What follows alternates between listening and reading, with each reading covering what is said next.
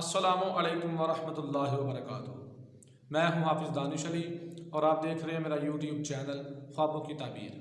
उम्मीद करता हूं सभी खैर वाफियत से होंगे। अल्लाह तबारक व तआला आपकी दुआओं को, दिली मकासद को पूरा फरमाए। अल्लाह तबारक व तआला आपकी मुश्किलात को आसान फरमाए। आमीन सुम्मा आमीन या रब्बुल आलमीन। आज हम बात करेंगे ख्वाब में खूबसूरत और जवान औरत को देखने के हवाले से।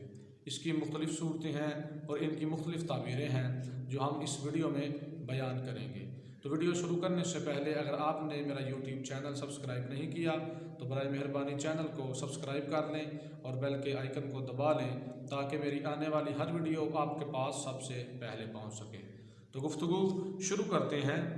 ख्वाब में खूबसूरत औरत को देखना तिजारत, ज़मीन या कारोबार से फ़ायदा उठाने और ज़िंदगी का लुत्फ़ पाने की अलामत है।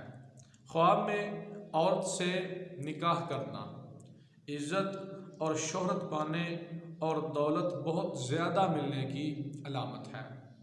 ख्वाब में किसी गंदी और फाहिशा औरत को देखना, ख्वाब में किसी बेहया और फाहिशा औरत को देखना बेइज्जत होने, दीन से गुमराह होने और बदकार होने की अलामत है।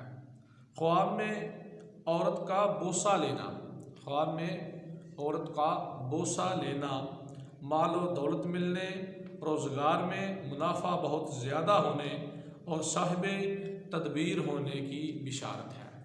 ख्वाब में औरत को नंगा देखना, ख्वाब में औरत को बग़ैर कपड़ों के नंगा देखना बेशुमार माल पाने और इज़्ज़त हासिल होने की अलामत है।